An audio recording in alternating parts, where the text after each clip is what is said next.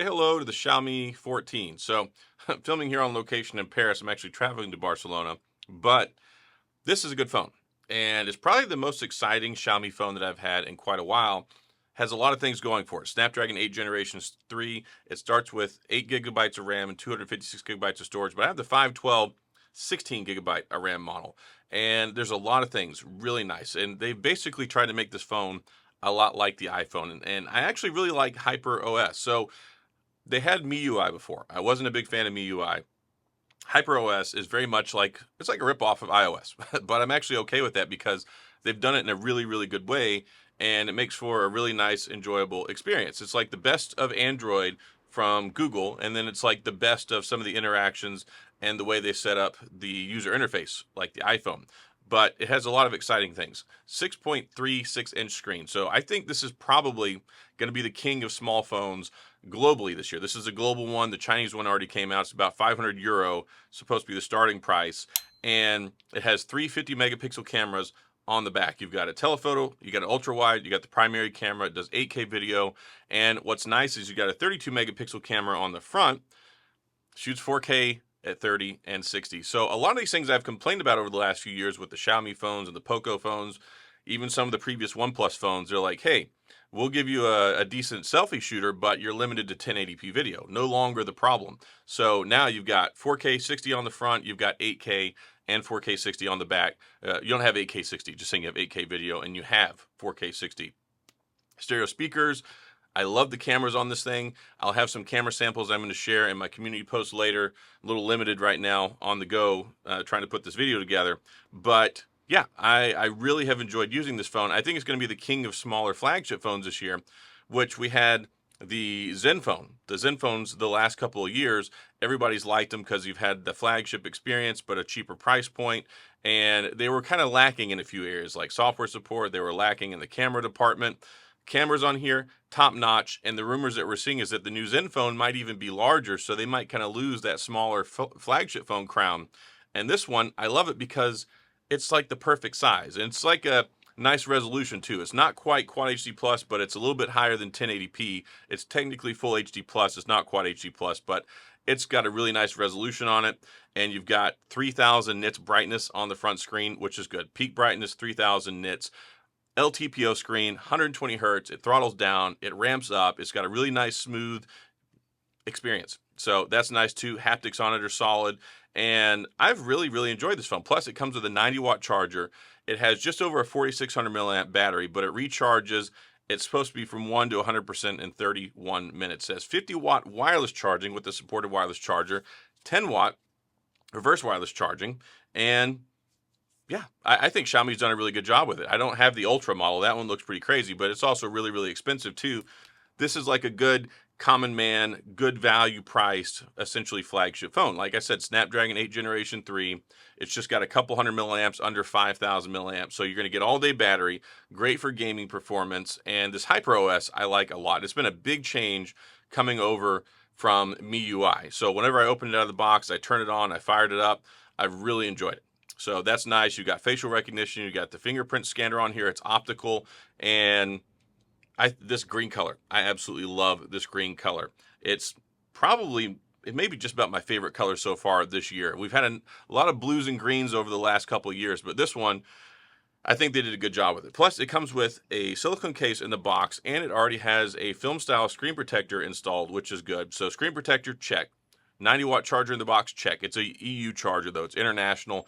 That might be some problems if you try and use it back home, but if you have a high-speed charger back home, you're going to charge it quick, fast, and in a hurry anyway. It's got UFS 4, so you got the fastest storage on here, which of course uses less energy, but it gives you like seriously better performance than the previous ones. So the last couple of years, that's kind of been the standard in a lot of flagship phones. So you're covered pretty much all the way around when it comes to that stuff. And yeah, it's nice because there's not a whole lot of phones that give you this smaller flagship experience. It's what I've complained about with like the S24 Ultra. I wish they'd make a smaller version of the Ultra, because with the S24, you get a lot of the niceties, but you don't get all the extra bells and whistles. And I don't think there's a whole lot of compromises on this phone. I think the cameras are pretty complete. I think it's pretty decent in the video department. It even looks like an iPhone from the design on the outside. This is the S24 series competitor that we need in the US. Like, this is basically the perfect alternative to the S24. I know some people are going to have hang-ups because it's a Chinese brand, all that stuff, whatever. You can complain about it in the comments, but from a day-to-day usage perspective, from a performance perspective, from a looks perspective, build quality, it's got Gorilla Glass Victus on the front and on the back, IP68. It's got all the right stuff, I think, in all the right places at a good value flagship discussion point.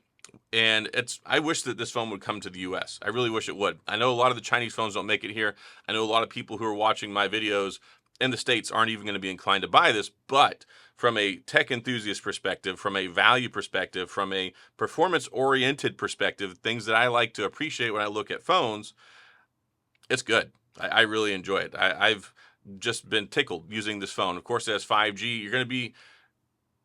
It's going to be difficult with 5G in the US. So like if you've got AT&T, probably not going to work. It's not a whitelisted phone on their network. It'll work with 4G LTE, 5G, fine with T-Mobile, Metro by T-Mobile, Mint Mobile, things like that. I don't know about Verizon. I don't have a Verizon SIM card, but they've just gotten better and better, especially with their global variants. The software, I think, is a solid experience too.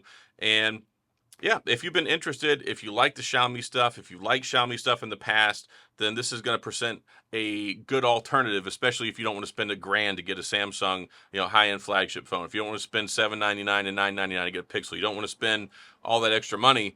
This even comes in and cuts closer, undercuts the OnePlus 12, which OnePlus 12 is a great phone. I love the OnePlus 12. I think it's just about perfect from a flagship perspective when you look at what you get versus how much they charge for it.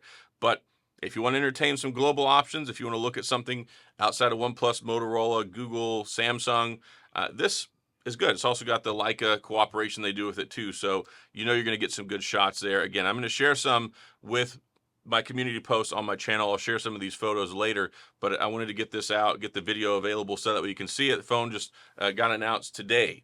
So a lot of excitement there. You're going to see a lot of coverage on the Ultra model. They've done some crazy stuff with it. They've got a new apparatus for the camera stuff. Like, it's really cool. I wish they would have sent me that one, but they sent me this one. And at first when I got it, I'm like, man, I didn't get the Ultra.